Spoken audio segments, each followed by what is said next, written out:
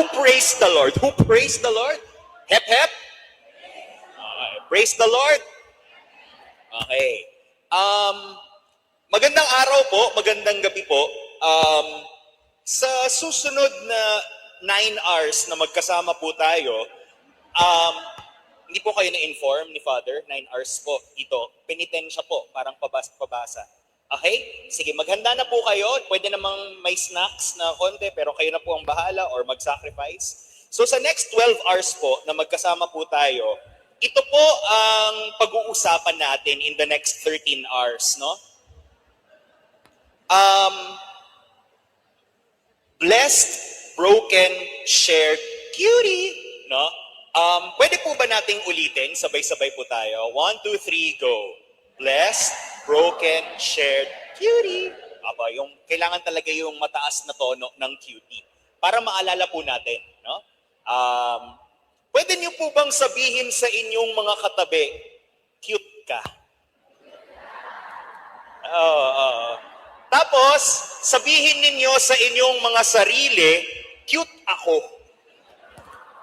Tapos, convince nyo yung mga katabi ninyo na cute ako. Sabihin nyo. Parang, tapikin nyo talaga, cute ako. Ganon. Cute ako. Okay. Nagtataka kayo. Oo, napaka banal nung first 3 lines, no? Blessed, broken, shared. Pero bakit may cutie sa dulo, no? Unahin ko muna yung 3 salita na nandoon, yung blessed, broken, shared. Ito, by the way, isang artwork na ginawa ng mga kaibigan ko mula sa isang t-shirt brand, ang Worship Generation. So, ito yung nasa likod ng t-shirt na collaboration namin. Blessed, binabasbasan, di ba? Broken, madali maintindihan. Shared, binabahagi. Saan natin nakikita ito? Di ba sa Eucharistia? Di ba sa Misa? Nababasbasan ang tinapay, hinahati, and then ibinabahagi sa mga cute. Di ba? Tulad nyo po, cute po kayo. Naniniwala kayong cute kayo? Okay.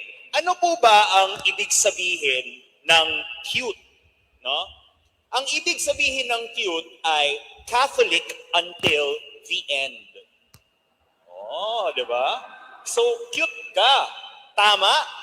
Catholic until the end. Hindi ko alam kung sino ang gumawa nun, pero CTTO na lang. No? Alam niyo yung CTTO, yung credits to the owner. Cute.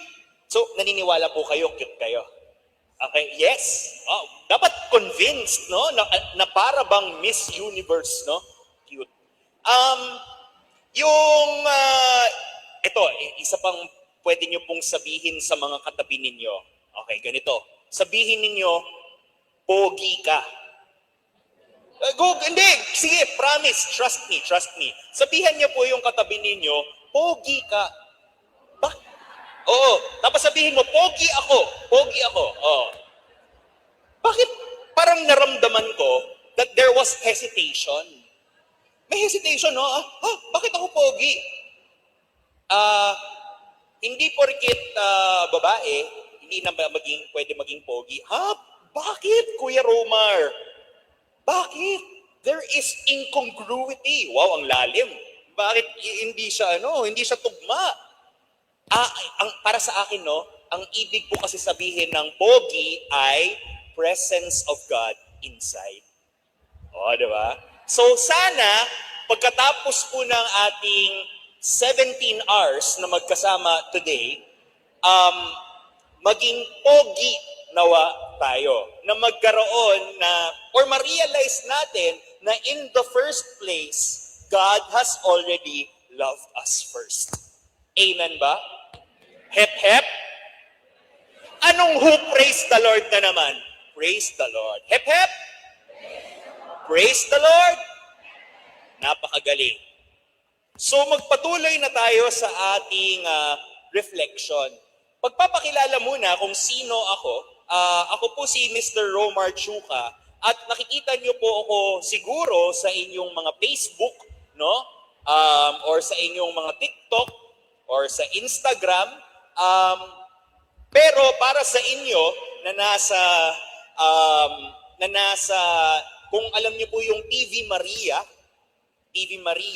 meron din po akong show sa TV Maria, yun po yung Sensei at saka yung Mama's Boys. Yung Sensei, doon ko kinakausap ang iba't ibang mga celebrity o mga tao tungkol sa buhay pananampalataya nila.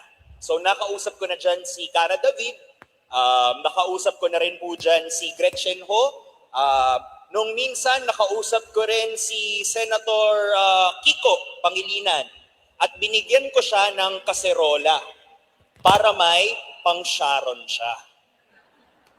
Nagets niyo po yung joke na yon? Very good. Matatalino po ang lahat ng mga taga-parokyang ito.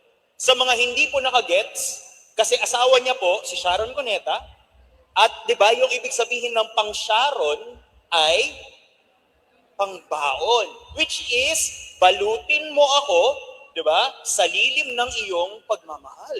So, yun yung binirigalo ko sa asawa ni Sharon Cuneta. Okay. Sige po. So, may TV show po ako, malamang siguro ay napanood nyo na nung minsan sa TV Maria. Nasa Veritas din po ako, kung nakikinig din po kayo ng Veritas. Nakilala po ako bilang isang content creator, pero para sa akin, mas mainam na tawaging social media missionary. Kasi para akong ipinadala sa ibang mission land. Di ba nung unang panahon, noong mga 1500s, misyonero ang inilalagay sa iba't ibang mga lupalop. Pero sa panahon natin ngayon, ibang mundo na. At may ibang mundo, tinatawag tayo doon sa social media. At kailangan din ng misyonero doon. So sa palagay ko, isa din po akong social media missionary. So mahalaga, pag nakita niyo po ito, please follow the Lord. Okay? Tulad nung sinabi ko tungkol sa inyong napakagandang hopefully, pag nakita niyo po ang inyong content na ginagawa ko po, sana kahit papaano, okay fine, makita niyo po ako, pero sana nakikita niyo si Lord. Okay. Ano po ang panahon na pinagdadaanan natin ngayon? Semana Santa, di ba? Nagsimula po ang Semana Santa, actually, ang Lenten season sa anong araw? Ash Wednesday. Ito po ay joke na magigets lang nung mga nanood ng Pokemon, no? Dahil ang bida po sa Pokemon ay si Ash. So, ayan po si Ash nagpapakuha ng Ash during Ash Wednesday. Joke po 'yon. At kung may respeto po kayo sa guest speaker, pwede po bang tumawa kayo ng sabay-sabay? 1, 2, 3, go. Ay, wow, salamat po. Natawa kayo ng joke. Okay. Pero para sa akin, kung mag-zoom in po ako dyan sa picture na yan, ang gusto ko pong maipakita, tulad ng pagsabi ko sa unang mga salita na isinambit ko before you, ay halos kalhalintulad nung santong nasa likod. Huwag niyo na lang po pansinin na para siyang may black eye kasi yan po ang branding ng linya-linya, yung nag-drawing po. Ito pong santong iyan, kilala niyo naman po kung sino. Si Carlo Acutis, no? Na napakaganda ang kutis, no? Kasi galing Italy, no? Marunong din ata mag-Ingles. Pero para sa akin, ang isa sa pinaka-inspirational na words na sinabi ni Carlo Acutis ay yung not me but God. Hindi ako, kundi ang Diyos. Ang tanong ko po sa inyo, kung kayo po ba sa pang-araw-araw na buhay ninyo, ang pagsasabuhay nyo ba ng pananampalataya, kayo po ba ang nakikita o ang Diyos? Ask yourselves. No? Nung minsan, kinausap ko si Cardinal Ambo David. Kilala niyo po si Cardinal Ambo. Na-interview ko rin po si Bishop Ambo. Saan po siyang diocese? Caloocan. So, si Bishop Ambo, tinanong ko, nung in-interview ko pala siya, kausap ko yung mga kausap ko yung, I think, secretary niya or yung SOCOM ng Caloocan. Sabi ko, interview ko po si Cardinal Ambo ha, pero paano ba, di ba usually pag may kausap po tayo, tinatanong natin, how would you like me to address you? Di ba? Paano? Di ba? Kasi di ba kung obispo, ano yung sinasabi natin? His Excellency, di ba? Kapag politiko, Your Honor. Tapos, kapag kardinal, ano po yun? His Eminence, no? His Eminence. So kapag kardinal, so kunwari, pag na-meet niyo si Cardinal Tagle, His Eminence, ang sasabihin niyo po, di ba? Kausap ko yung doon sa yung doon sa Caloocan. Tinanong ko, paano gustong ma-refer itong si Cardinal Ambo? Sabi niya, Kuya Romar, huwag mong sasabihin na His Eminence ha, kasi hindi niya gusto na tawagin siyang His Eminence. Kahit nga Bishop Ambo lang or Cardinal Ambo, okay na yan. Huwag na yung super duper califragilisticexpialidocious na maraming dinadagdag na kung ano-ano. So sabi ko, okay, game. Hindi siya magpapatawag na His Eminence. Nagsimula ang interview ko kay Cardinal. Upo kami doon sa opisina niya, sa tabi ng katedral, tapos nag-start na, lights, camera, action, tapos sabi ko, Cardinal, alam ko pong hindi kayo nagpapatawag ng His Eminence, but nagpabili po ako kanina ng chocolate sa 7-Eleven. This is your M&M's. So binigyan ko po siya ng M&M's, your M&M's. At may picture po kami niyan, hindi ko na lang mapapakita. Pero kasi kaya ako gustong ipakita itong usapan namin ni Cardinal Ambo, ay dahil meron siya doon sa, hindi ko alam kung merong logo dito ng ni Bishop Robbie Gaa, pero doon sa coat of arms, di ba meron yun yung mga tagline doon sa baba?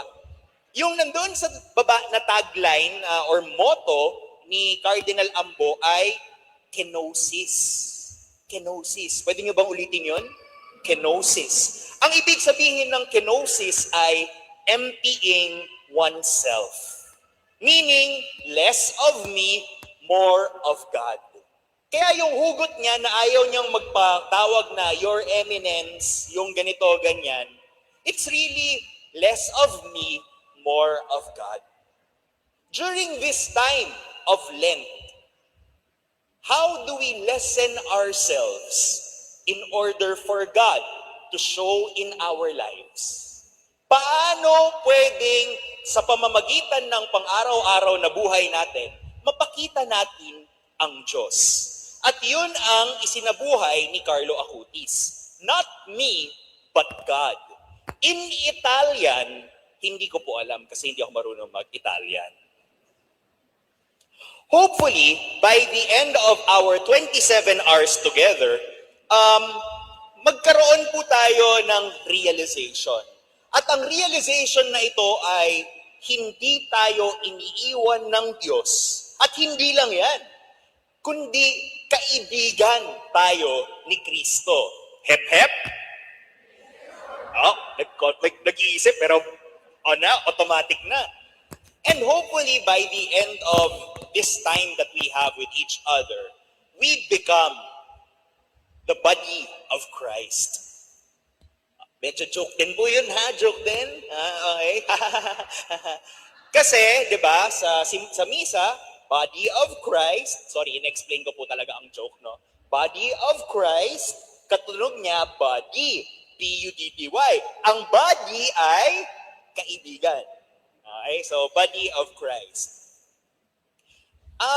Sa mga hindi pa rin po nakakakilala, sino ba itong nagsasalita sa harap namin? Nung minsan din, may isa pa akong obispo na kinausap. Ang kinausap ko naman na obispo ay si Bishop Rex Alarcon ng Naga, Archdiocese of Naga. Dati siyang sa Daet. Tapos tinanong ko, hindi ba kayo ever nagtaka kung paano maglakad ang isang bishop? Di ba? Ako nagtaka ako. Kaya nagtanong ako kay mismong bishop. Sabi ko, Bishop, paano maglakad ang isang bishop? So ito tinatanong ko, si Bishop Rex, paano maglakad ang isang bishop? Tapos sabi ko, halika, maglakad tayo ng paganyan. So sabay kaming naglakad diagonally. Ayan, may music yan ni Beyonce na naglalakad po kami together sa isang restaurant nung in-invite ako. Tapos sabi ko, pinakita ko sa kanya ang chess piece. Kasi ganun po ang bishop, pa-diagonal. Gets niyo po? Okay. Wow, thank you. Salamat. Apo. So, nung 2 weeks ago po, nandun po ako sa Naga. Sa Naga, Camarines Sur. Bicol, sa Bicol area po. Tapos nakita na naman kami ni Bishop Rex. Sabi niya, Romar, ano ba yan? Every time na lang na may youth na lumapit sa akin, alam mo, isang bagay lang ang tinatanong sa akin, paano ba maglakad ang isang bishop? Yun na lang palagi. Pero ako, amazed ako, kasi itong si Bishop Rex, nabalitaan ko, nung nandun ako sa Naga, sabi nung sekretary niya, ay Kuya Romar, puntahan mo, nasa tabi ng katedral, naglalaro ng tennis. Ay, wow! Gusto ko, kaya nagpaturo ko ng tennis sa kanya. Aba, ang galing nung niya, yung mga, di ba, si Alex Iala ngayon, yung mga backhand, yung mga ganyan. Aba, sobrang impressed ako. Pero, amazed ako kasi tinuruan ako ng isang obispo, archbishop, kung paano mag-serve. Oo. Tinuruan ako paano mag-serve ng isang archbishop. Ganun lang, parang toss mo muna and then ganon. Okay? Pero, ang galing kasi 'di ba naglalaro din pala ng tennis ang archbishop at marunong mag-serve. Yan ang mahalaga kapag nagsisilbi sa simbahan. Marunong mag-serve. Okay? So, ano lang po, konting shameless plug lang po. Ito po ang aking libro. Sana po bumili po kayo para meron po akong ticket pang Japan, no? Yes po. Yun po yung proceeds. Ano po ba yung Japan? Just always pray at night. Ayun. So, pero ito po ay isang collection ng mga kwento, mga random na mga poem, etc. 450 pesos lang. No? Kung gusto niyo po magbigay ng konting tip, o pwede rin po, okay lang. Salamat din po. Now, let's get down to business. Alam niyo po, di ba nung unang, nung buhay pa buhay pa ang DZMM ngayon, nabuhay ulit ang DZMM, parang si Kristo lang, nabuhay muli ang DZMM. Nakikinig kayo ng DZMM?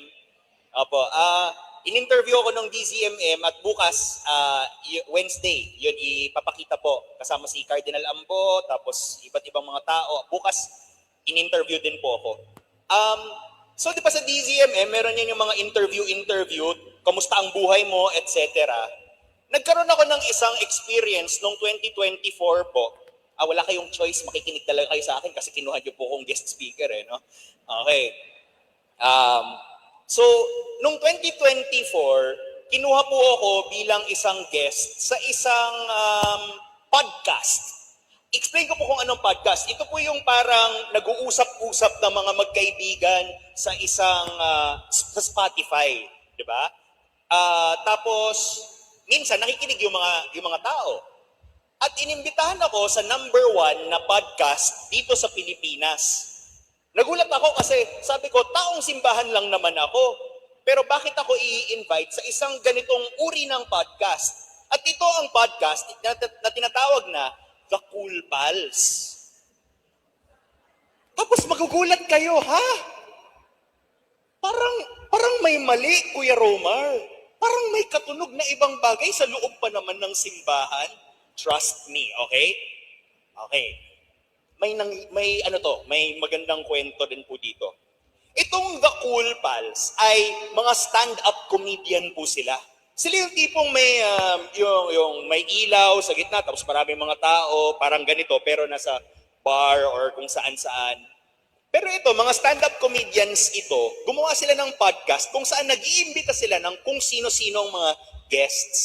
Nagulat na lang ako na nakatanggap po ako ng isang invitasyon na sumali dito. Kasi gagawa daw sila ng Holy Week episode. E naalala niyo, di ba nung Itbulaga, yung mga ganyan, kapag Holy Week, medyo nag-shift gears yan sila. Hindi na sila puro jokes, parang nagsiseryoso. So parang ganun ata yung gusto nilang gawin nung panahon na yon. Pasok ako, tapos may nakahandang piano. Tapos, ang request nila sa akin, Kuya Romar, interview ka namin ha, tungkol sa lahat ng mga ginagawa mo. Kamusta ang parokya, kamusta ang youth, etc. Tapos nagulat ako, kasi binigyan talaga nila ako ng pagkakataon na tumugtog ng religious songs sa isang napaka-secular na podcast. So imagine mo, taong simbahan tulad nyo, naiimbitahan sa isang podcast na parang, ganun. So, what happened was, I think one of the most memorable moments was, kumakanta ako kasama ng mga stand-up comedians ng "Huwag kang mangamba, di ka nag-iisa, sasamahan kita, saan man magpunta."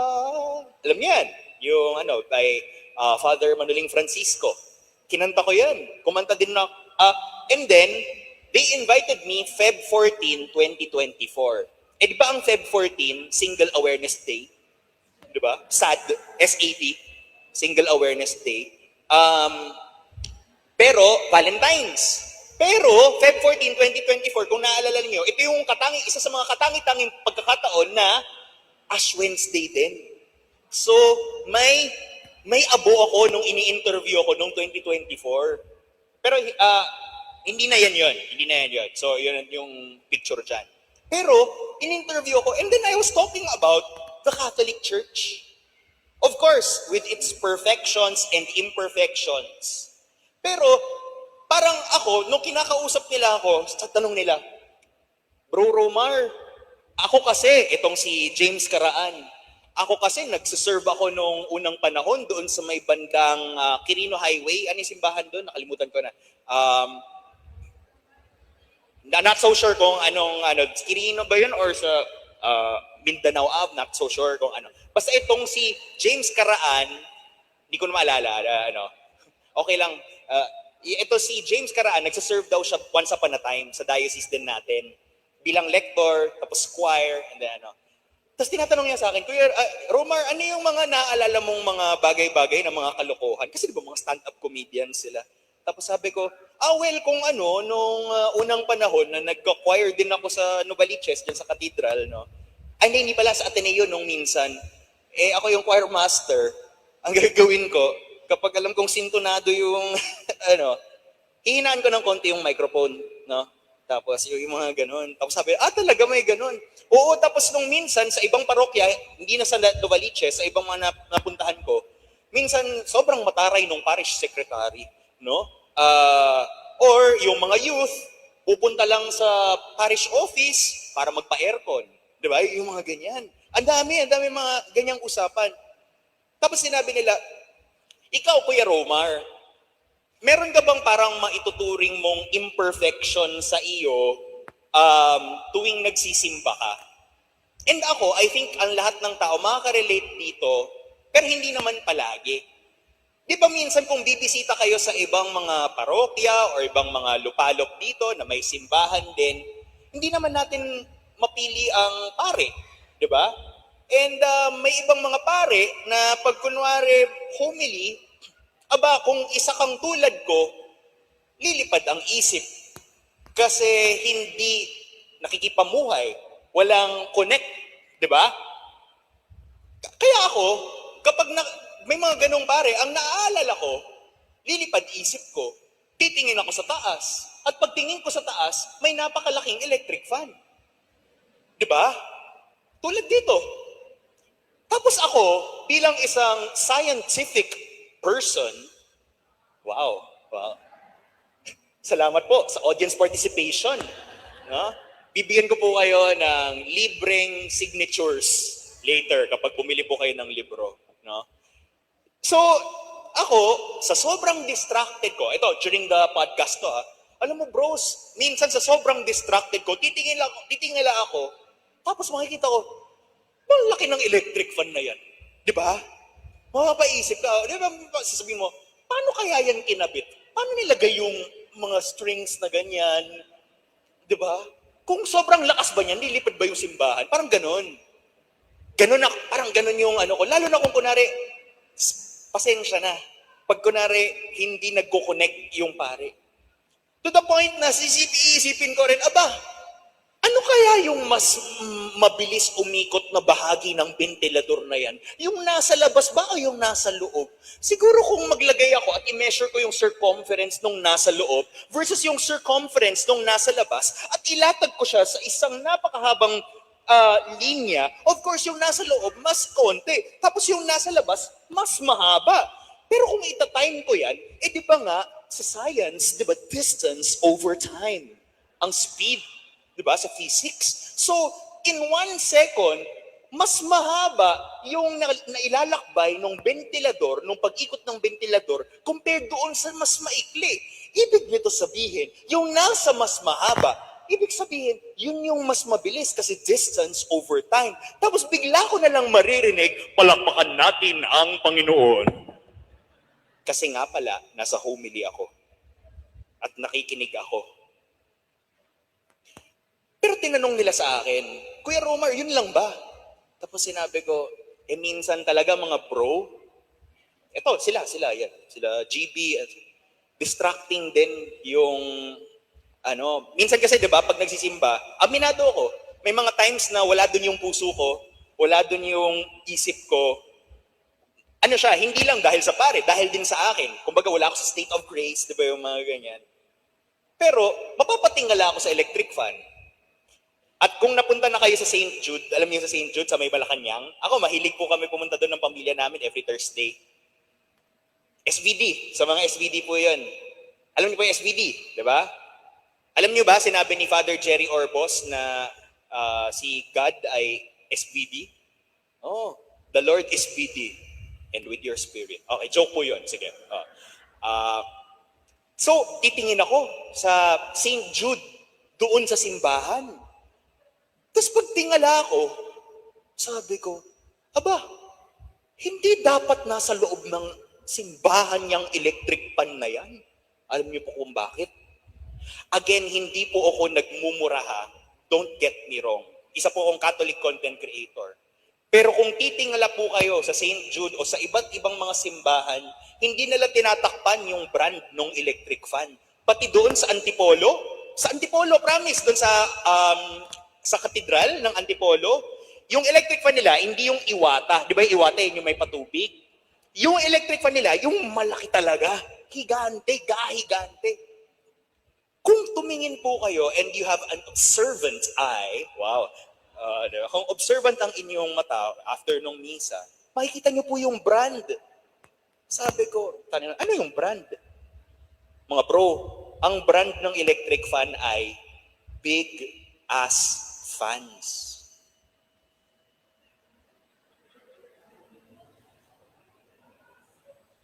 Totoo po, yun po ang brand. Kapag pumunta po kayo nung in-invite ako ni Bishop Sok sa Northern Luzon, nagbibigay ako ng talk na ganito, pag tingala ako, my goodness, yun din ang brand ng electric fan. Yun po yung brand ng electric fan na mas dilaw yung nasa labas. No? Tatanungin niyo ako, Kuya Romer, bakit electric fan ang pinag-uusapan natin? Nakala ko pa nasa isang Lenten recollection. Wait lang. Magtiwala po kayo dahil may 32 hours naman tayong magkasama. So yun yung pinag-usapan ko dito sa podcast na to. And then what happened? Dahil Holy Week recording siya, nailabas yung episodes namin after a few weeks.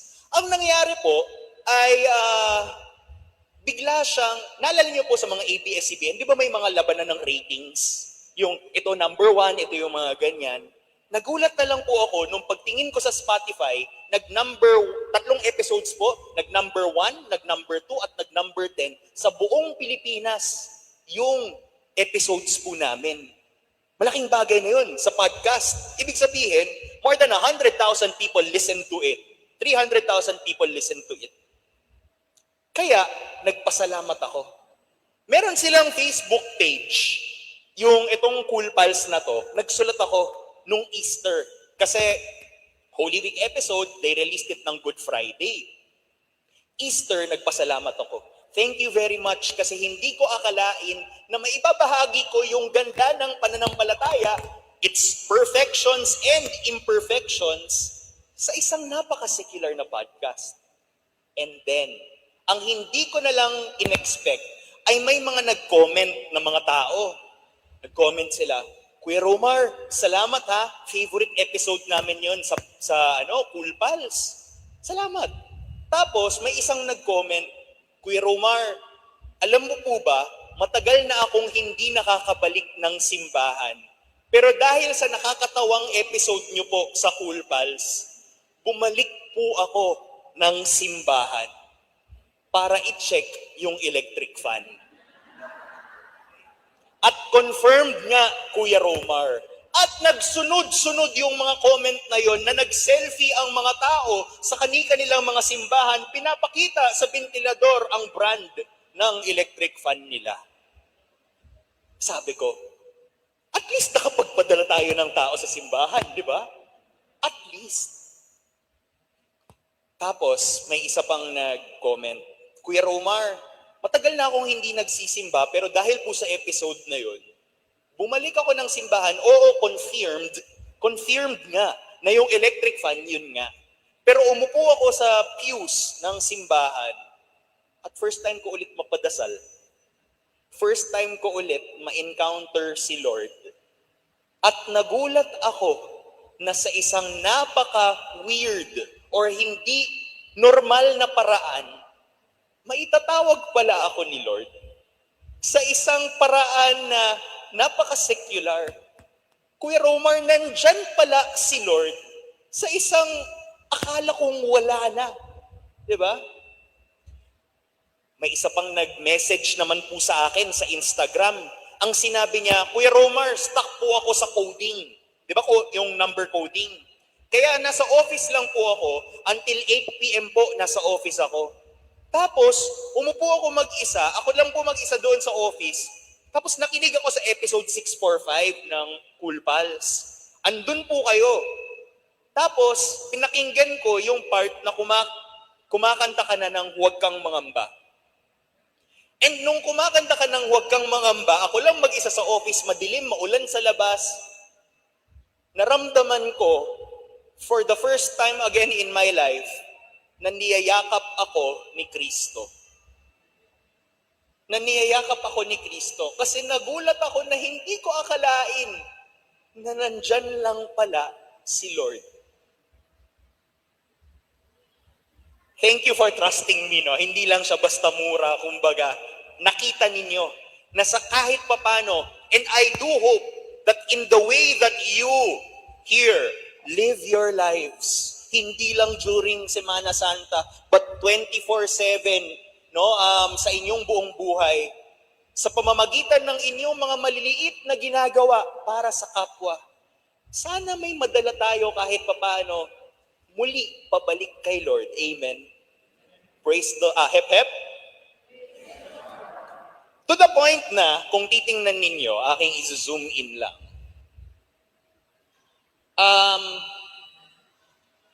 Ako po yung nasa bandang kaliwa, pero may nakita po kayong pangalawang tao, pari na po ang naisama ko sa Cool Pals.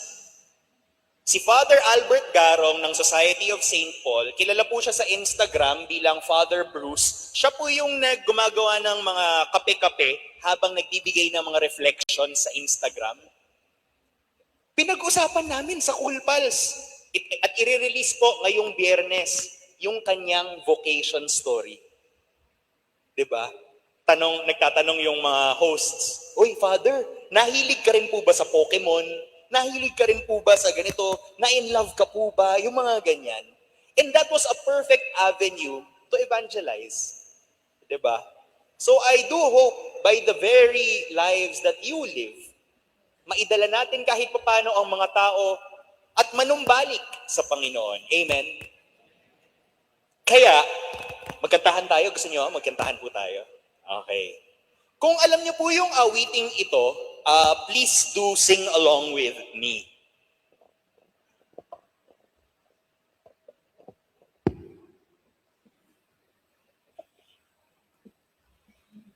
Mic check. Hello.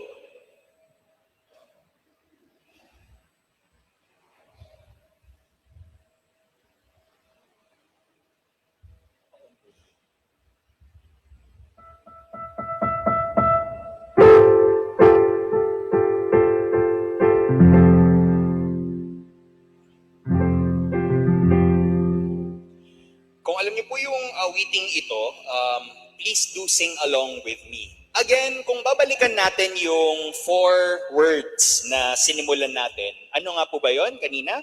Blessed, broken, shared, cutie. Yung blessed po, dito po yan sa unang bahagi. Sana ma-realize natin na ang dami pala nating mga bagay na pwedeng pasalamatan kay Lord. Amen?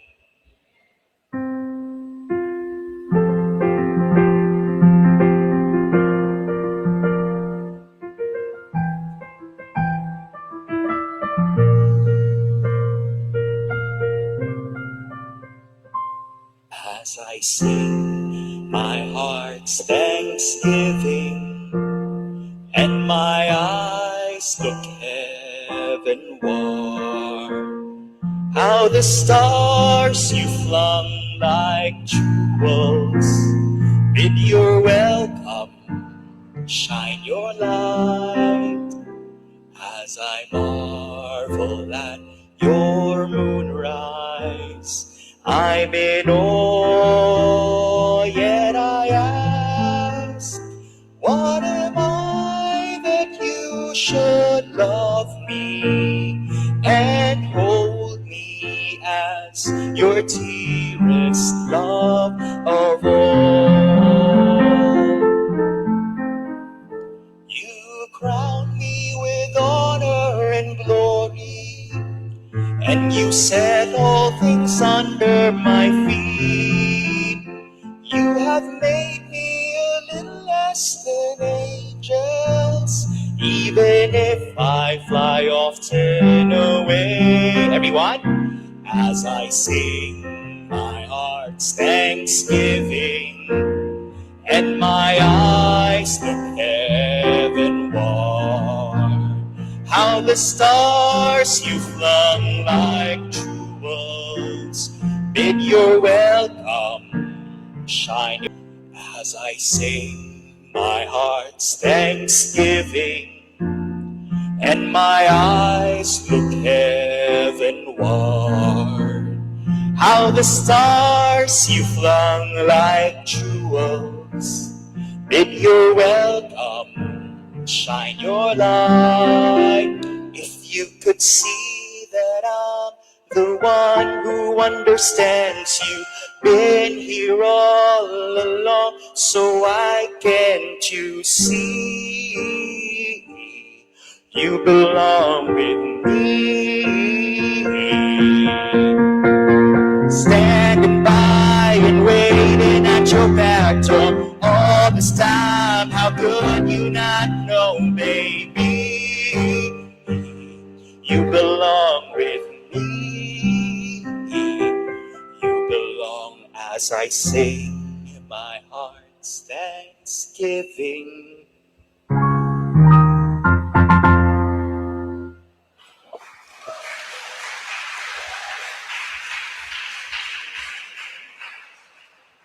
Alam niyo ba, pinaka-kinikilig ako at may feeling talaga ako of kiligamentations kapag, di ba kunwari pag may makita kayong kabataan, naka-holding hands, okay lang.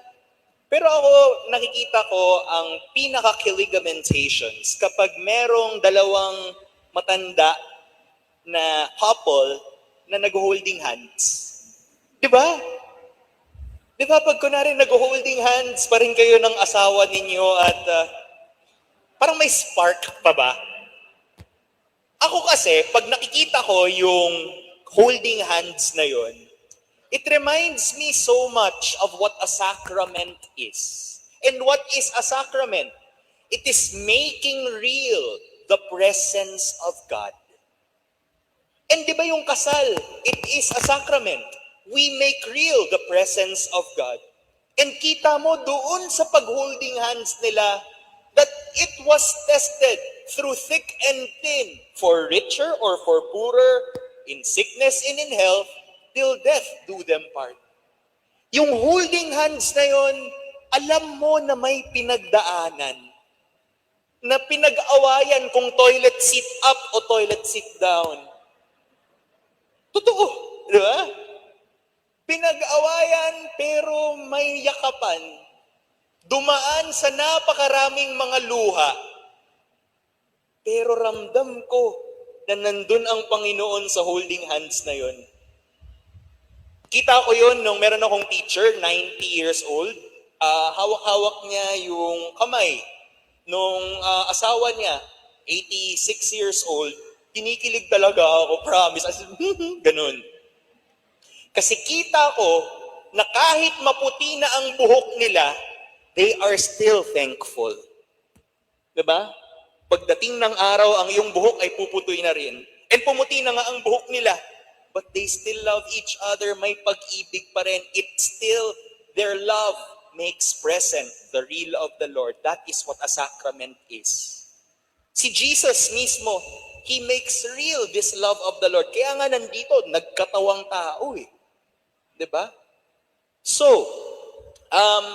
I do hope na doon sa awitin na ibinahagi ko, composed I think by Father Arnel Aquino, na may inspiration ni Taylor Swift, no? Yung awitin na sinasabi by the words of the prophet Taylor Swift, de joke lang po, na, can you see that I'm the only one who understands you? I've been here all along. Nandyan lang naman si Lord. So why can't you see that you belong with me? That we belong with God? Sino ang tahanan natin? It is the Lord. Amen? Kaya, alam ko may iba pa dito na, Kuya Romar, ang dami-daming nagaganap sa buhay ko, pero parang hindi ko pa rin mahanap si Lord.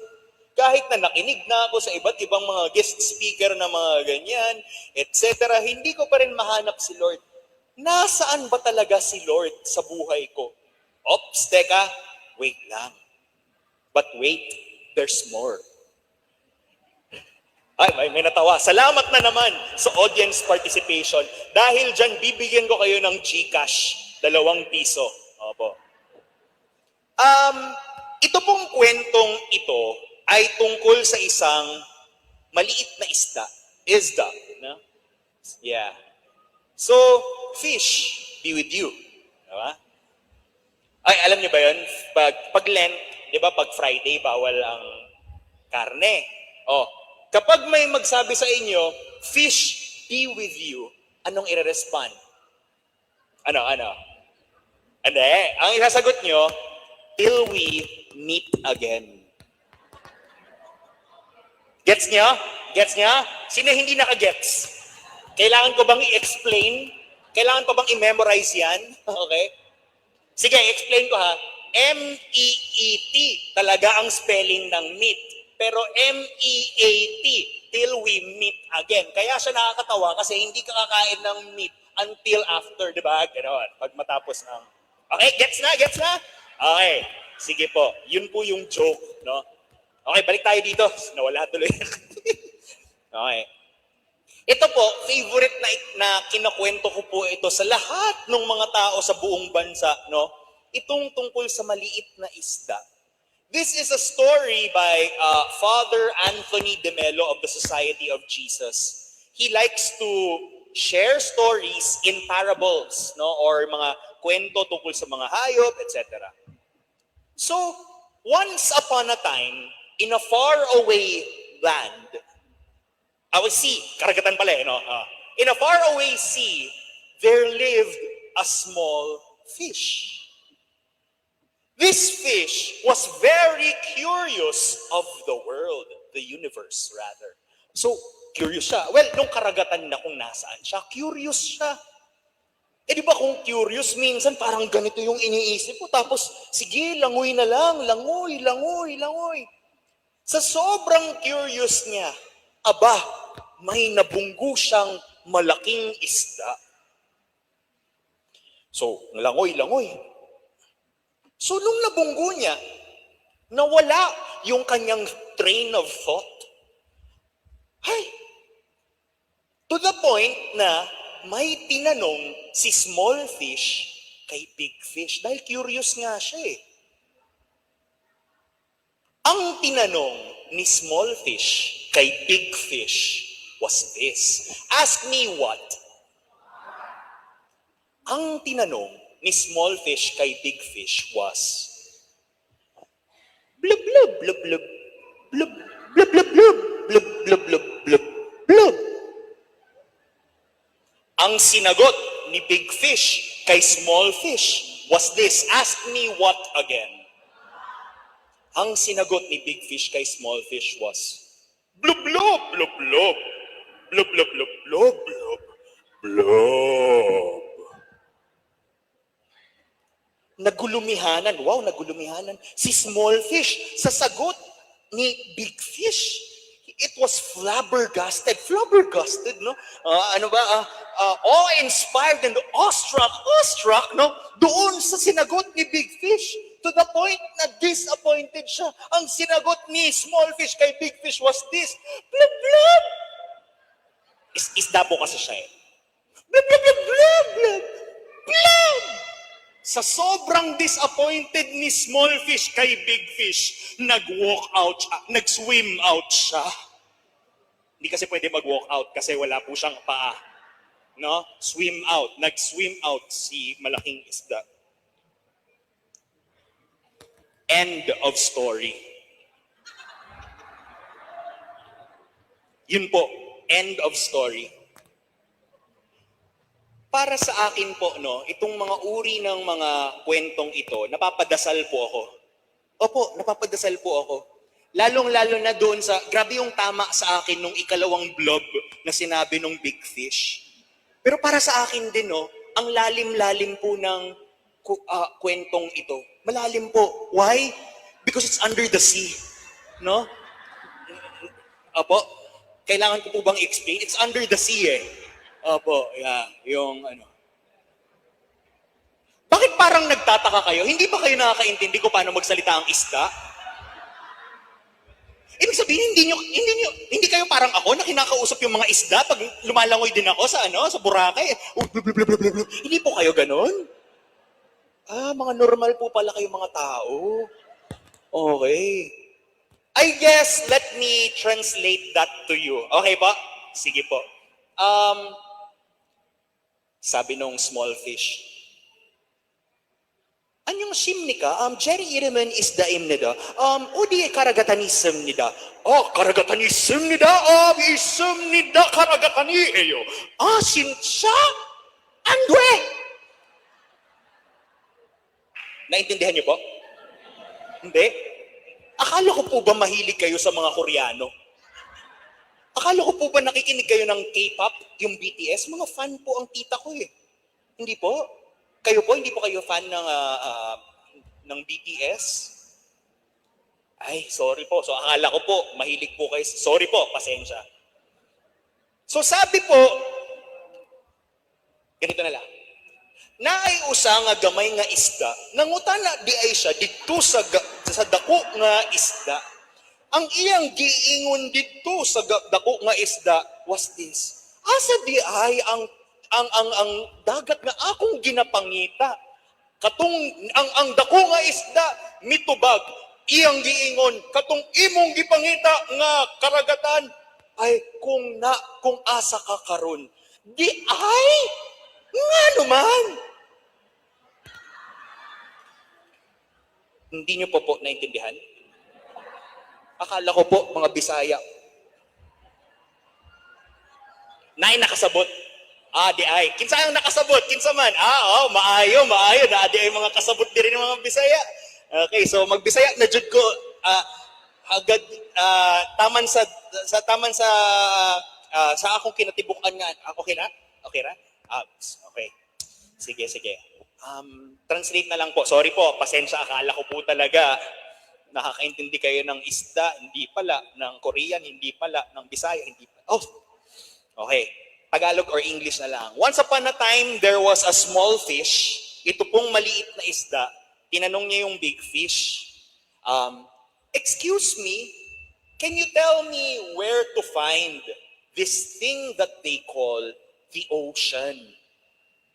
Saan dito yung karagatan? Ang sagot ni Big Fish, the ocean that you are searching for is the thing that you are in right now. Yung hinahanap mong karagatan ay kung nasaan ka ngayon. Huh? But this is just water. What I'm looking for is the ocean. As the little fish disappointedly swam out. Nag-swim out siya.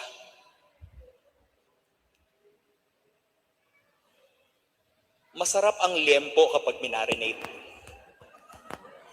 Diba? Lalo na po pag binubudburan ng asin, ng mamasita na hindi natin sponsor, no? Ganon din po ang kwento. Ang mga kwento may kwenta kapag minamarinate niyo po sa puso't isipan ninyo. Tulad na lang nung kwento kanina, nung small fish. Minsan hinahanap-hanap natin si Lord sa buhay natin. Pero ano yung inaalay lang, ano yung nakikita lang natin? Ay, andyan na naman yung asawa ko. Ay, andyan na naman yung mga makukulit kong mga anak. Ay, pasok na naman sa trabaho. Ay, itong kaibigan ko na naman, etc., etc. Ay, ito lang naman yun. Ay, ganito. But when someone tells you, the Lord is there, what do you say? Asawa ko lang naman. Huh? Sometimes we are just so disappointed na ito lang, yan lang. Could it be that we are looking endlessly for the Lord? But in fact, the Lord is here. The Lord is around us. We are swimming in God's grace. We are here because of His love. A kind of love that sustains us. A kind of love that understands us. Kaya ang challenge ko sa inyo, go to confession. Not because it will be a counter of your sins, but rather, we go to confession because we are reminded that the love of the Lord has always been there. Nandyan naman ever since ang pag-ibig ni Lord. Hep, hep. Therefore, ang katanungan ko sa inyo, blub, blub, blub, blub, blub, blub. In English, how has God been present in your life? Bantayan ninyo yung inyong buhay. May mga bagay o tao that you take for granted. Pero nandyan ang Panginoon.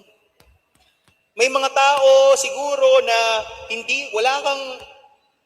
walang pagkakaunawaan. Pero nandyan si Lord. Saint Ignatius of Loyola, in his spiritual exercises, he shares this quote, and it is, finding God in all things. In the things that we have and the things that we received, I think this is a testament na hindi tayo iniwan ng Panginoon. Kaya, blessed. You have been blessed. For the next 22 hours, no? Let's try to reflect on another word, which is broken. Kasi hindi lang naman ang buhay natin, hindi lang naman puro blessings. Meron din kasalanan. Meron ding pagkakamali, pagkakadapa. Meron isang tula doon sa isang play na pinerperform namin. ang sinasabi dun sa tulang iyon ay, bakit pa ba kailangan ang binhi is seed, ang binhi ay matabunan, pagluksaan ng ulan bago maging halaman? Bakit pa ba kailangan madapa, to fall down, madapa at magalusan, tikman, pati kamatayan, bago sumayang lubusan? And I see the nods here. Yung parang, oo nga, no? Parang may katotohanan yun eh. Bago sumayang lubusan, may pagdapa. And it is only through the eyes of being present and being aware that the Lord is here and now, can we say, oo nga, no? Sinalo ako ni Lord during that time. Oo nga, no? Totoo yung footprints in the sand. Diba? Na nung panahon na dalawa ang footsteps na nakita mo sa sand, okay. Pero Lord, bakit may isang set of footprints na lang? Iniwan mo ba ako noon? No. It is the time that the Lord carried you.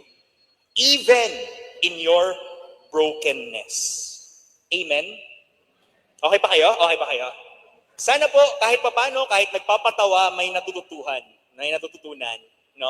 Hindi lang po ako komedyante, sana may lalim kahit papano. Malalim talaga because it's under the sea. Okay. So, okay lang po ba magkwento ulit ako? Wala naman kayong choice kasi guest speaker nga po di ba? Okay lang. At least may consent, di ba? May konting ipagmamayabang lang po ako. Sa konti lang po. Last year, secret lang po natin to. Last year, nung January, in-invite po ako ng Vatican. Opo, in-invite po ako ng Vatican doon sa Jubilee of Communicators nung January. Nung January, si Maria Ressa, yung CEO ng Rappler, siya po ang nag-talk. Tapos nandoon January pa yun, so si Pope Francis. And nung kay Pope Francis, sobrang na-feel ko yung kiligamentations. Bakit?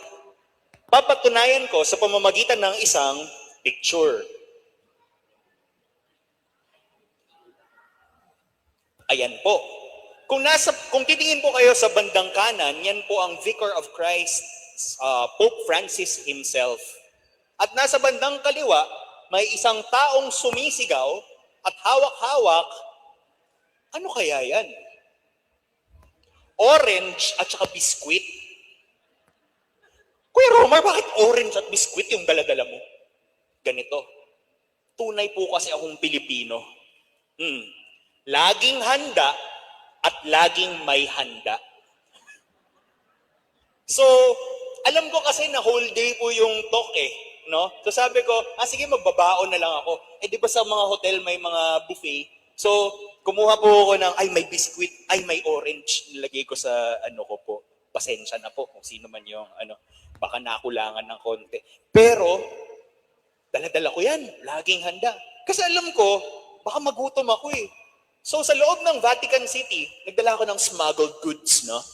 So, pagpasok ko, okay, akala ko doon kami nakaupo sa malayo. Pero kayo po, na kung nagpaplano po kayo mag-pilgrimage sa Roma, ito po ang tip ko sa inyo. Kapag gusto nyo, mas mataas yung chances na ma-meet ninyo ang Pope, doon po kayo sa may bandang, ito po, yung parang mga aisle, doon po kayo uupo. Yun yung i-prioritize ninyo. Kasi malamang sa malamang, dadaan doon. Kasi akala ng mga tao, sige, sa harap ako. Tapos malulungkot sila na, wala ako sa harap, nandito lang ako sa bandang gitna. Pero dyan pa dadaan, hindi doon minsan. Ganun po, tip po yun tip po yun. So, ito, nakaupo po ako sa may bandang dulo, tapos laging handa. Boys, Cub Scout ako noong unang panahon kaya may pagkain.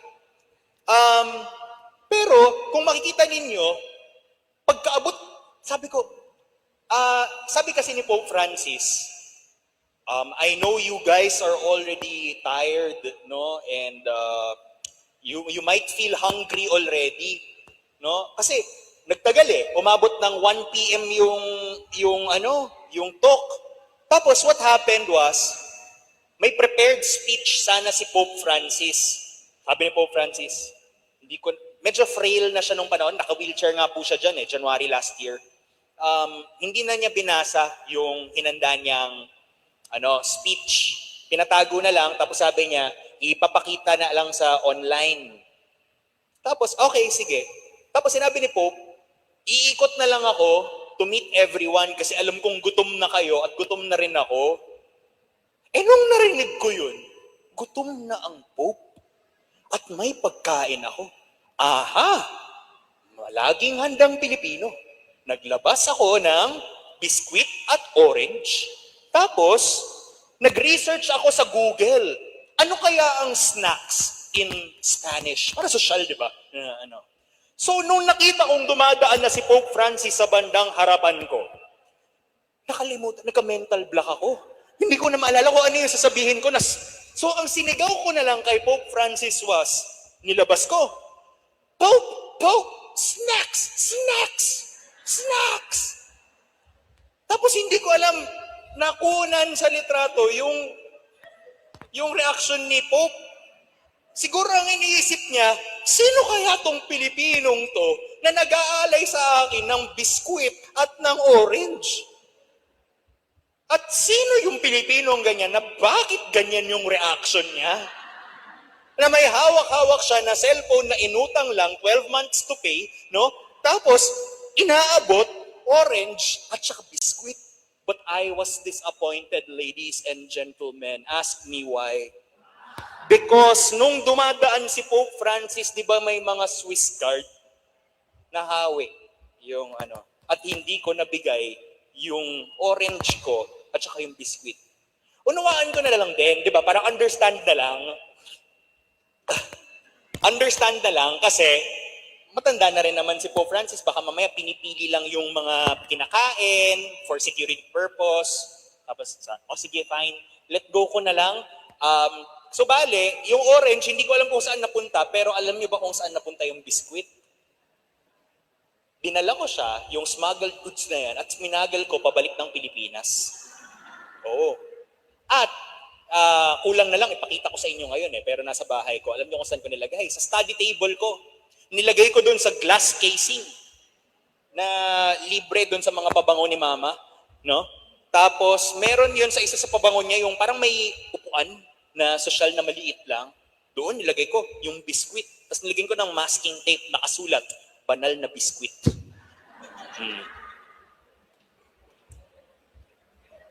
Pero para sa akin, magtataka kayo, Kuya Romer, why do you spend so much time talking about that experience? Because I think this experience, have you ever experienced that? May ma-experience kang bagay which brings you back to a core memory. And ano yung core memory ko na yon? Ito po. Kung familiar po kayo, ito po ay yung nagmisa ang Santo Papa sa Palo, sa Tacloban, no? Bumisita siya sa Palo, Leyte. Naalala niyo ba, 2015 to, bumabagyo po yan. 'Di ba? Lumapag si Pope Francis, tapos naalala ko, 'di ba, may isa pang eroplano na umano pa nga yung nag-skid. 'Di ba? Tapos, Santo Papa, imagine to that, no? Bibisitahin tayo ng Santo Papa. Parang, ang dami, ang busy-busy mo, Pope. Pero pupunta ka? We all had that common experience. Natuwa tayo kasi binisita tayo ng Santo Papa. Sino sa inyo yung nag-abang talaga? Meron ba? Yung parang nag-abang at nakita, wow, ayun. Good job, no? Sana dumating din si Pope Leo, no? Pero para sa akin, natutuwa ako, daming mga nakaka-relate. Pero para sa akin, may hugot din po ako dito sa imaheng ito. Bakit? Kasi ang pamilya po namin ay taga-Palo, Leyte. Taga-Palo. And ang Palo, Leyte was also the epicenter of Typhoon Yolanda. When Yolanda struck, November 7 ata yun, or 7 or 8, mga ganun po. 7, November 7 to 8. walang communication kami doon sa mga kapamilya namin.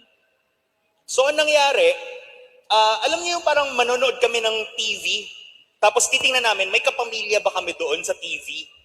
No? Titingin kami, andyan ba sila? Safe? Kasi wala talaga. Walang panahon para maka-contact ka. Sira. Lahat. And then what happened? Si Papa, gusto po niyang pumunta sa Leyte. Kasi dito po kami, sa Fairview po kami. So si Papa, naghanap siya ng kahit sinong pwedeng makontak na baka pwedeng makasabay sa C-130. Yung C-130, ito po yung mga malalaking eroplano na nakayang mag-land kasi sirang-sira din yung runway doon sa Daniel Z. Romualdez Airport. Pag uwi ni Papa, galing sa airport, sabi niya, hindi ako makahanap ng flight eh. Parang tuwang-tuwa pa siya. Pero ako, hindi na ako natutuwa nung araw, yung panahon na yon. Bakit? Kasi sa pamamagitan ng isang Facebook post, ng isang taong naglakad mula Palo, Leyte, papuntang Samar, napakalayo po niyan. Tatawid ka ng San Juanico Bridge. Opo. Doon lang may signal. No? Tapos may nag-post sa Facebook. Kasi gumawa kami ng Facebook group. Parang kung kahit anong info ang pwede. Kasi gutom na gutom kami para sa uhaw na uhaw sa information. And then may nakita akong Facebook post. Sabi, kung sino man sa inyo ang may nakakakilala kay Ricky Chuka, yung kapatid niya, pati yung asawa niya, waray na. Ano yung waray na? Wala na. Ako, hindi siya ma-process nung isip ko noon, nung nakita ko po. Kasi, imagine mo, makakatanggap ka ng ganung balita sa Facebook na parang, ano lang, ganun lang. Tapos, dumating si Papa, tuwang-tuwa siya nagkakwento ng experience niya na parang nakakilala ko ng mga waray sa Villamor Air Base, etc., etc. Tapos nandun kami sa isang kwarto, si Mama, ginanon ko na lang si Mama, Ma, sabihin mo na. Sabihin mo na. And nung narinig ni Papa yon, kulang na lang sapakin niya yung wall. Sabi niya, hindi pwede. Malakas si Rochelle, malakas si Ann. Pero, wala kami magagawa. That was a Sunday nung nalaman namin. Imagine nyo, Friday nangyari ang Yolanda, Saturday, pumunta ako ng DSWD para tumulong, para kahit paano may maramdaman akong, ay ito may naaambag ako. Pero nung Sunday, ganyang klaseng balita ang matatanggap namin. And then what happened? Nagsisilbi ako sa simbahan, di ba? And pumunta po ako sa simbahan namin sa Cathedral, sa Good Shepherd. Kumakanta po ako ng 8 p.m. sa Disciples Choir, lalo-lalo na nung wala pa po ako sa Mindanao. Kumakanta kami, and alam mo yung parang a lot of questions were happening in my mind. Bakit Palo? Bakit ito? Ito yung hometown ng pamilya namin. Nag-Flores de Mayo ako dyan. Lumaki din po ako dyan kahit nung minsan. Bakit doon, Lord? Bakit doon? And then, suddenly, hindi ko alam, by a stroke of grace, yung kanta na kinanta namin sa choir was this. Nandun sa sa chorus, in your presence there is comfort. In your presence there is peace. When we seek to know your heart, we will find such blessed assurance. Assurance in your holy presence, Lord. And I found myself na hindi matapos-tapos yung kanta. Umiiyak doon sa choir loft, tapos yung buong choir namin, niyayakap kami nung ate ko. At ramdam ko yung camaraderie ng Disciples Choir. Bakit? Kasi sinamahan kami hanggang bahay. Naglakad kami. Kasi hindi na nila alam kung ano gagawin nila eh. At nung naglakad kami papunta sa bahay, tahimik yung bahay ulit. Dumating yung ibang relatives namin, mga waray-waray, mga taga-Leyte. At doon namin nalaman na hindi lang pala 2 ang namatay sa pamilya namin, kundi 12. Hindi ko talaga maintindihan. Hindi maintindihan. Brokenness. Brokenness. Yun yung nararamdaman namin nung pinapanood namin ito. Bakit? Kasi ang mismong Santo Papa pumunta ng Pilipinas. At hindi lang sa Pilipinas, sa Palo, sa Tacloban. At ano nangyari? May homily siya. At sinabi niya, hindi ko muna babasahin itong homily na to dahil hindi ko alam ang sasabihin sa mga tulad ninyong ganito ang naranasan. I have a good translator, a very good translator. He'll be the one to speak. I will speak from the heart. And nung sinabi ni Pope Francis yon, tumutulo na ang luha namin sa bahay. Kasi dito kami sa Manila nanonood nun eh. Tapos, sinabi ni Pope Francis,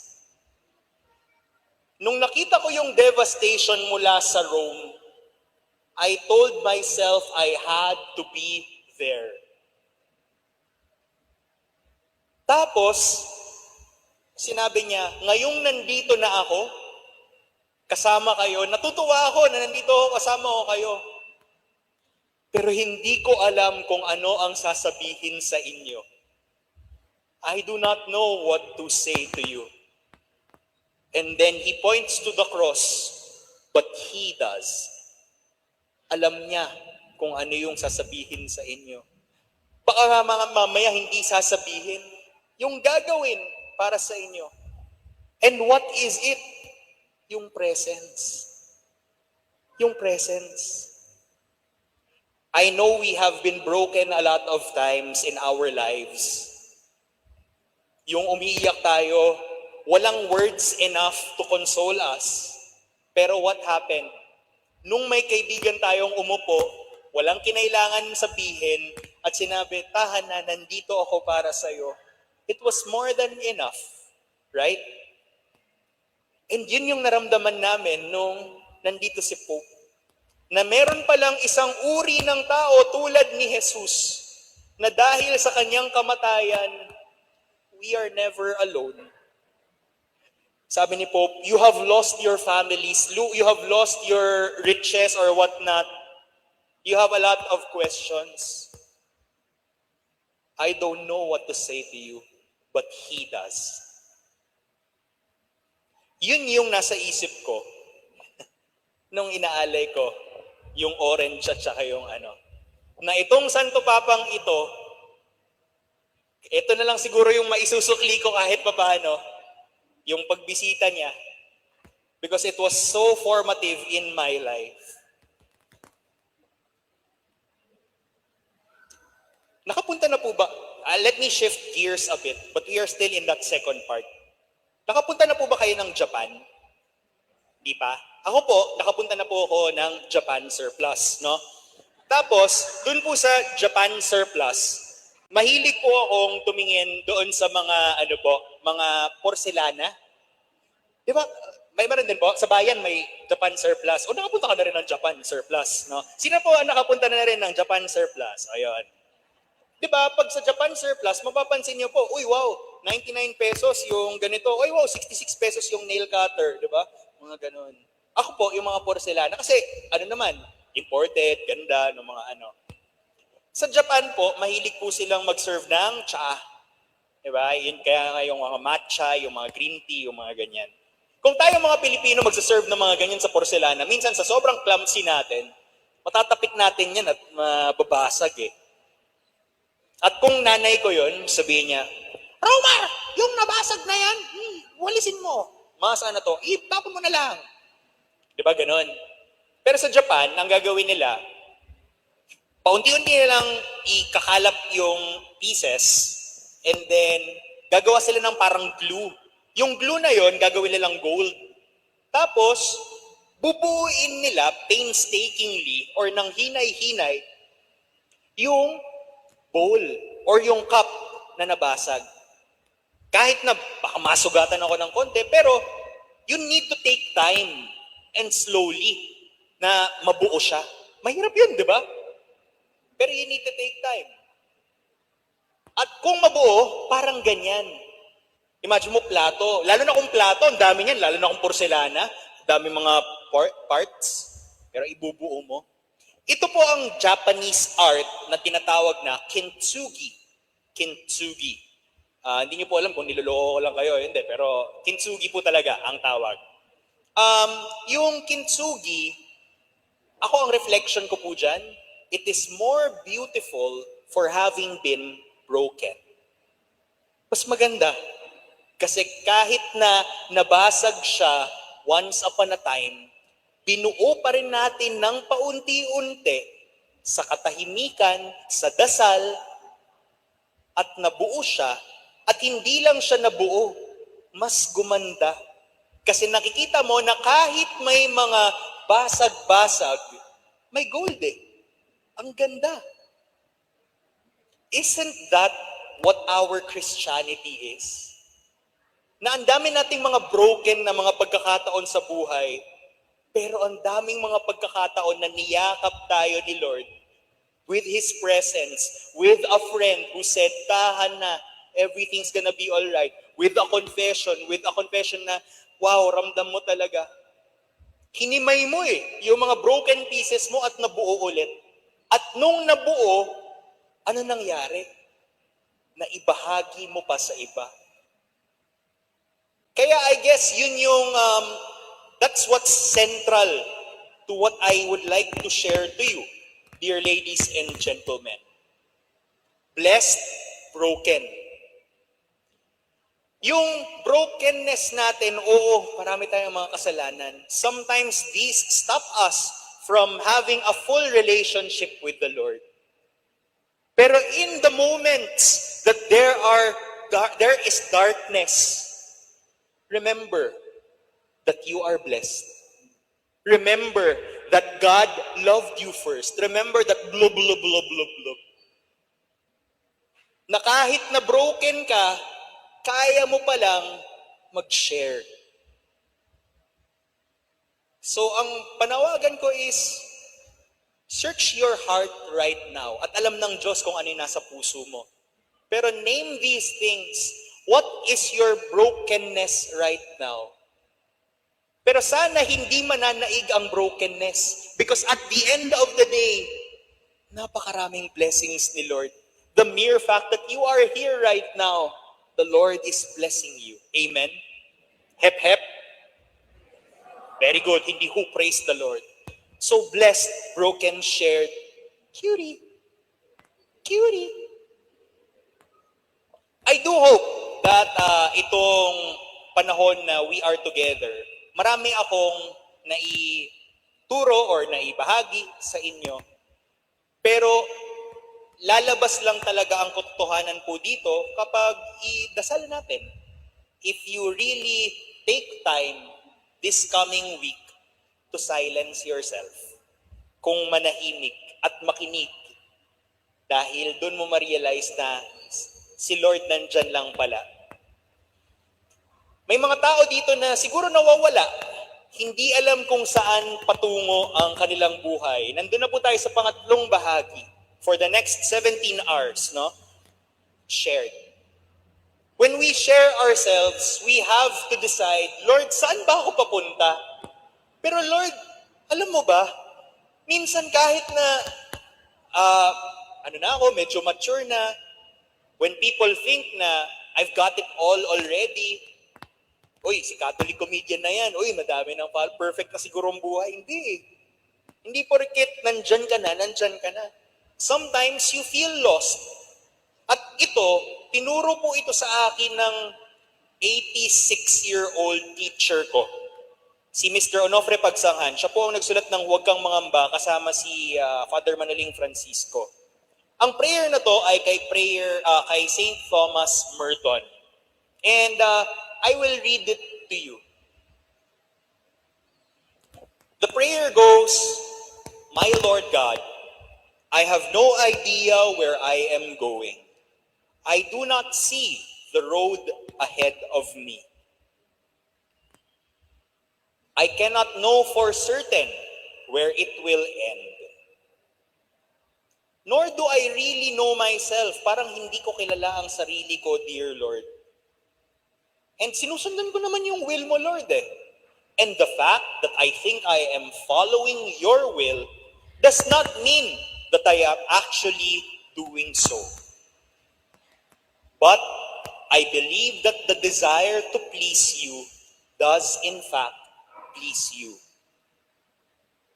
And I hope that I have that desire in all that I am doing. I hope that I will never do anything apart from that desire.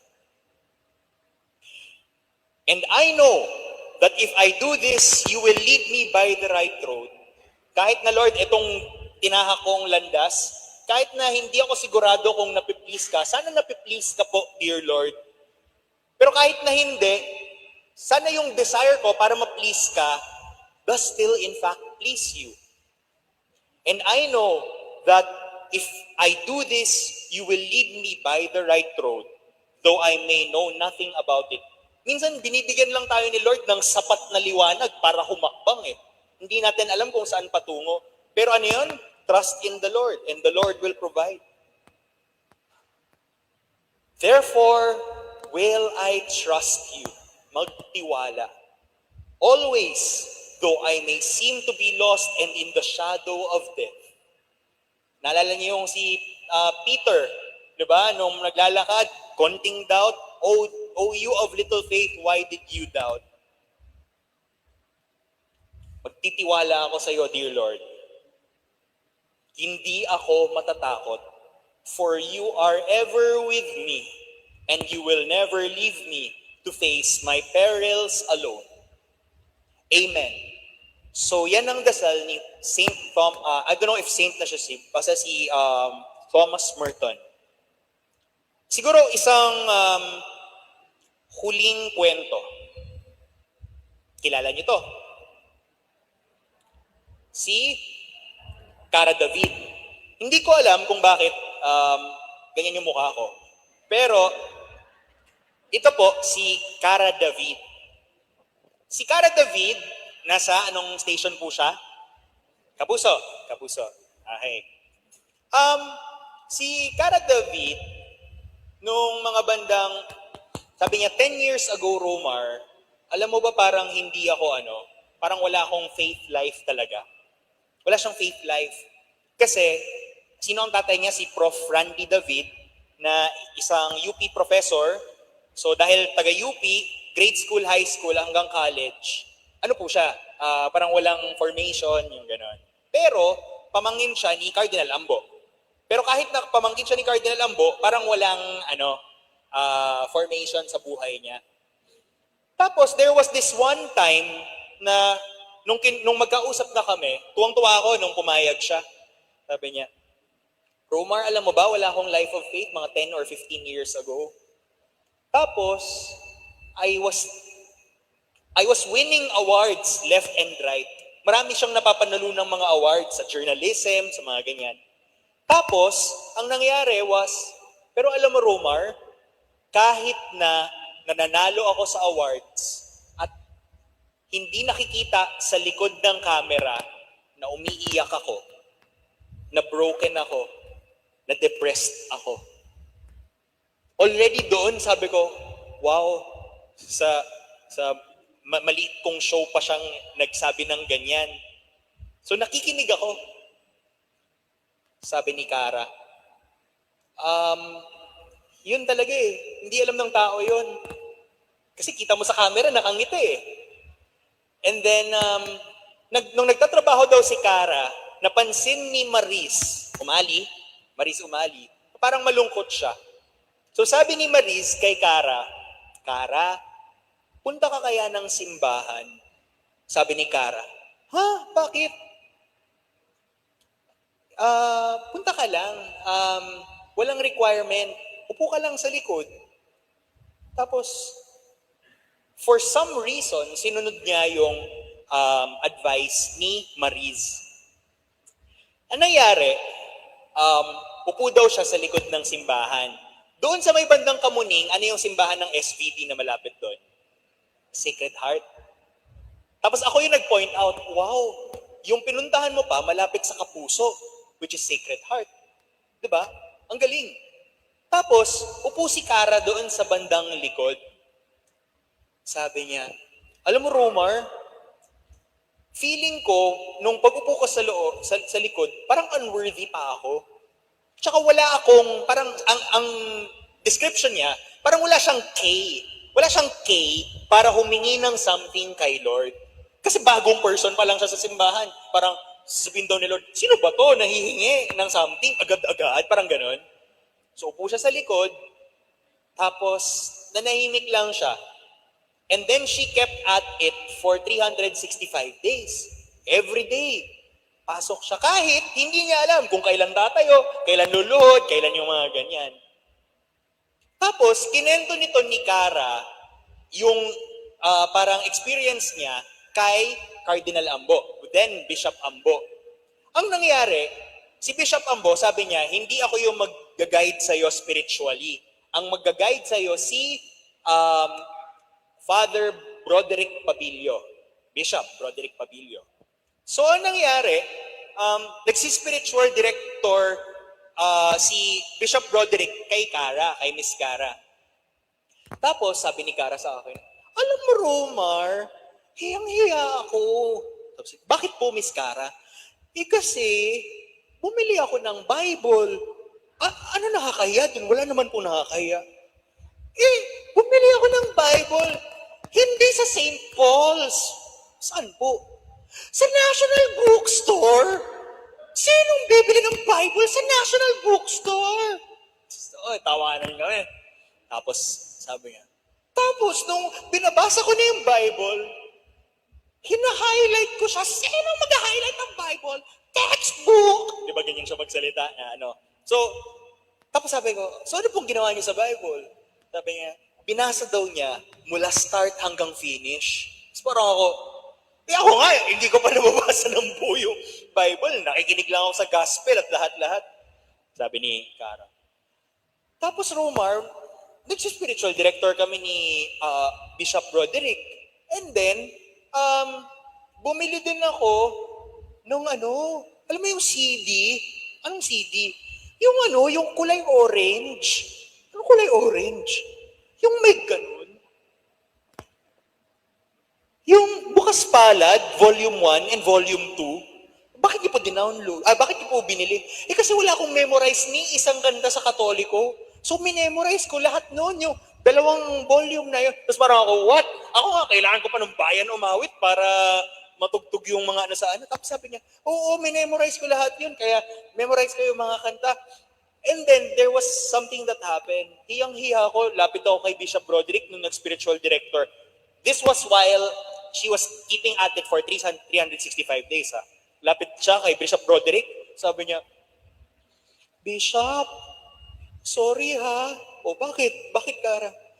Kasi nawala ko po yung Bible ko, yung hina-highlight ko. Saan mo nawala? Sa hotel daw nung umiikot siya sa Pilipinas, nagtatrabaho. Tapos nawala niya. And then, she was in despair kasi highlight siya ng highlight dun sa Bible. Tapos, sabi ni Bishop, Cara, baka ito na yung pagkakataon na binibigay sa iyo ni Lord kung saan isa sa buhay mo na yung natututunan mo sa Bible. That's one. Point number 2, baka ito na rin yung pagkakataon na may ibang taong mas nangangailangan nung Bibliyang yun. So, siya, parang nabunutan ng tinik at okay lang. Balik tayo dun sa 365 days. Nung dumating na yung 365th day, 1 year, sabi niya, ay ito na, parang meron na akong kay Lord kasi naaral ko na yung life of faith ko, may spiritual director na ako, na-memorize ko na yung Bukas Palad Volume 1 and Volume 2 na orange na CD, tapos bumili na ako ng Bible sa National Bookstore at hinighlight ko talaga. Feeling ko naman may na ako para humingi ng something mula kay Lord. So punta siya sa Sacred Heart, punta siya sa likod, tapos kinento niya, alam mo ba Romar, kilala na ako ng nag-ooperate ng CCTV. Ay, nandiyan na naman si Cara. No? Pero yun, naging friends na rin kami. So upo si Cara doon sa bandang likod, dasal na daw siya, na nahimik. Pagkarating niya sa likod, sabi niya, Lord, ito na, day 365. Ito na yung pagkakataon na hihingi na ako ng something. At that moment na may hihingin na siya na something mula kay Lord, biglang sabi niya, wala pala akong kailangan hingin pa. Kasi never pala akong iniwan ni Lord. Kahit na nagkaroon ako ng depression, may kaibigan akong nakisama sa kanya. Kahit na akala ko mag-isa lang ako, nandyan si Tito Ambo para gabayan siya, si Father Broderick, yung pamilya, etc. At nakahanap siya ng love life. Promise. Na nung umenter daw siya sa kasal, sa'yo lamang ata yung tinutugtog, pati yung original composition ng maging asawa niya. Sabi niya, wala pala akong kailangan hingin pa. Because ang dami palang blessings na binigay ni Lord sa buhay ko. Imbis na humingi, pasasalamat. And then napansin niya, sa kanyang tabi, may umiiyak daw na babae. Hindi niya alam kung bakit. Tapos sinabi niya kay Lord, Lord, alam kong may dapat na ibibigay ka sa akin ngayon. Pero pwede po bang hindi na lang po sa akin? Sa kanya na lang kung ano po yung hinihingi ng puso niya? Baka mas kailangan niya po, Lord.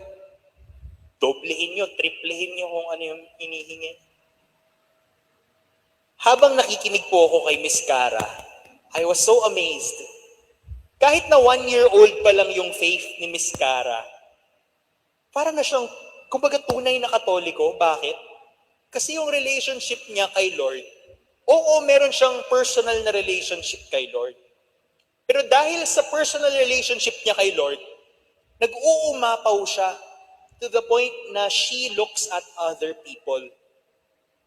Nakikita niya na itong taong to, minamahal din ni Lord at worthy din ng pag-ibig niya.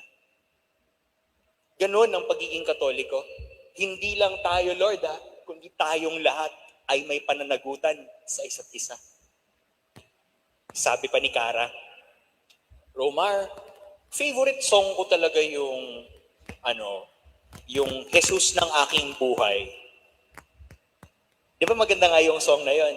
Sikat ng umaga, buhos ng ulan, simoy ng dapit hapon, sinag ng buwan.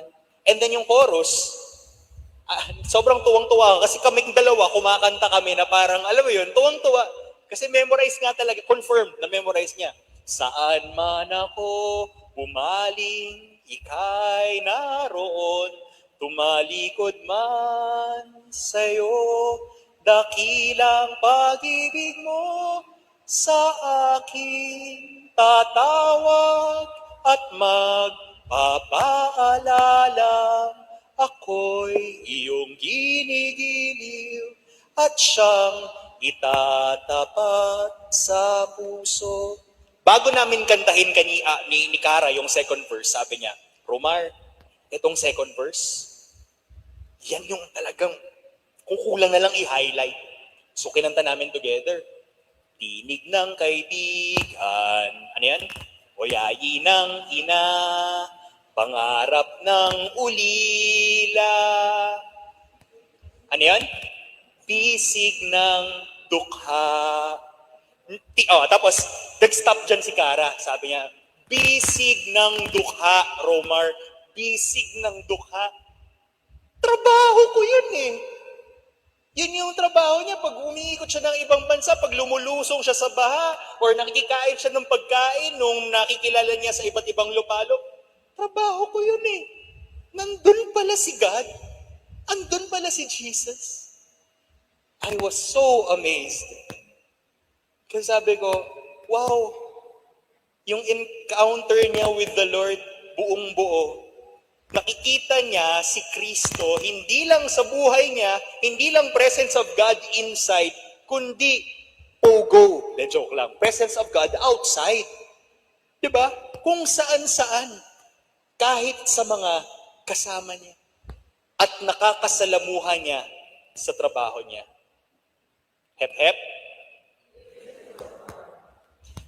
I do hope. Of course, pasensya na, nagsimula ako with myself, no? Pero sana nakita ninyo na kahit papaano, I put light on someone else's story. And it is Cara David's. And I hope, kahit papaano, the next time you go to Palo, maalala ninyo na, oo nga no, bumisita dito ang Santo Papa, may kaibigan kayong, so please pray for the souls of the dearly departed na mga relatives ko, pati na rin sa other people, no? I do hope na hindi lang ako yung nai-shine yung light, kundi sa others as well. And hopefully, itong Lenten season, maipakita ninyo ang liwanag sa ibang mga tao. I am a person of the theater. Nasa Dulaang Sibol ako sa Ateneo po nung high school ako. At may mga tao nagtatanong, Romar, nagseminaryo ka ba? Tapos sinasabi ko, opo, nagseminaryo po ako para mag-CR, no? Na pinapayagan ng obispo. Totoo po yan, sa Calbayog, pinayagan ako mag-CR ng obispo sa seminaryo. Pero kidding aside, hindi man po ako nag-seminaryo, pero yung 4 years na formation ko po sa teatro, under Mr. Onofre Pagsanghan, sinabi niya sa amin, not me, but God. No? Sinabi niya sa amin na ang pinakamahalagang trabaho sa loob ng teatro.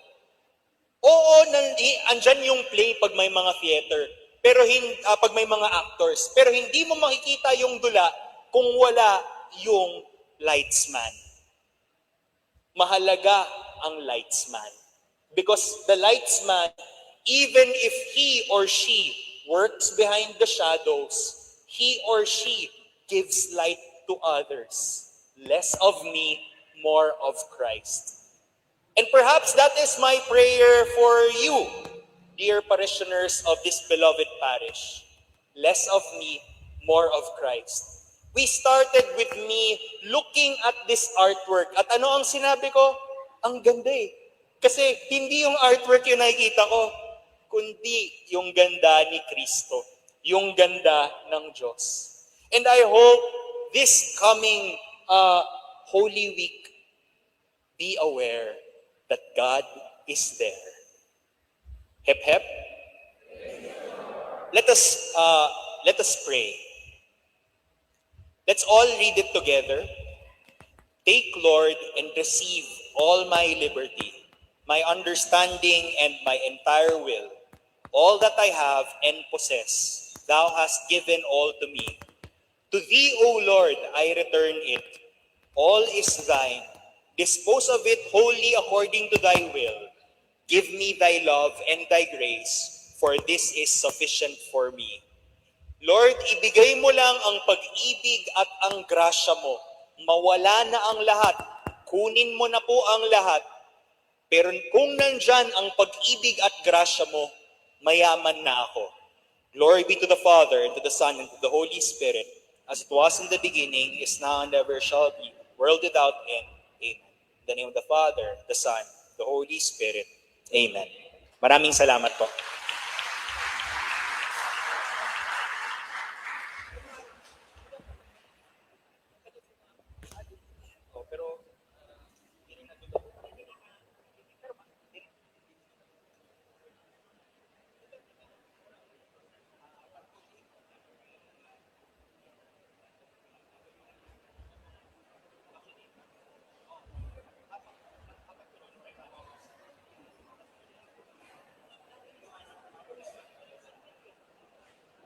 Okay, so nagtatayuan ang lahat.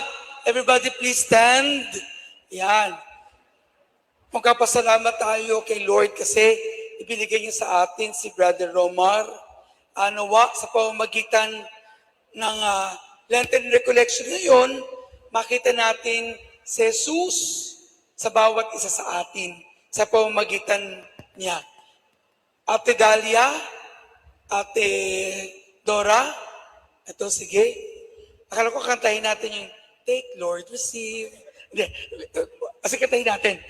Final song tayo, no? Tapos pero ibigay muna natin yung ating token sa kanya. So, maraming salamat sa ikaw ay nasa Diocesan Shrine Parish of Our Lady of Fatima. Yehey! Ito po, ang token ng Our Lady of Fatima. Tapos ang ating certificate, thank you very much. At yung ating isa pa, later na lang. So, siguro we'll end with the song. Pwede ba? No? Yan. Ang classmate ko sila Peter Paul. Parang lalaki. Okay, final song po natin.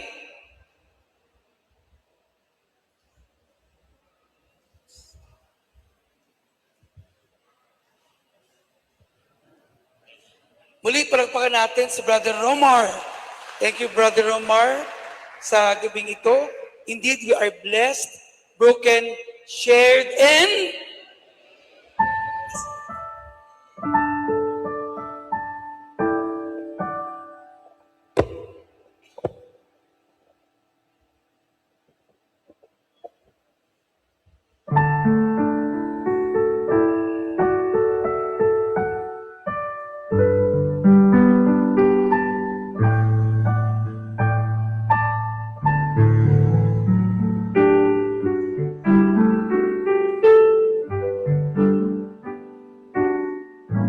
Take and receive, O Lord, my liberty.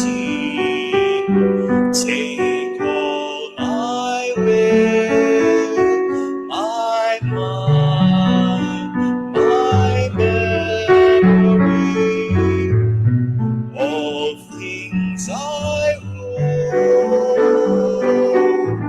and all I owe are thine. Thine was the gift to thee. I resign to thy tyrant, and govern all and sway to what thou wilt command, and I obey. Only thy grace, thy love on me bestow. These make me rich, all else will I forego.